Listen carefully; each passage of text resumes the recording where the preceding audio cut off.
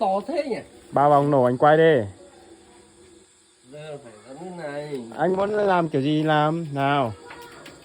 3 vòng nhá, nhớ là 3 vòng rồi nhá. Anh phải dấn ra đó. À. 2 vòng, 3 vòng, 4 vòng, 5 vòng. Em đố anh quay nổ, anh còn đéo không khả năng quay được cái máy này nổ cơ. Nào anh quay đi. Thả nó có nhảy đéo đâu. Sao không nhảy? Quay mạnh bảo anh quay yếu đuối này sao nổ được? Yếu đuối á? Mình là đàn ông mình quay mạnh mẽ mà chứ thì. Anh mà yếu đuối thì phải đéo có thằng nào quay.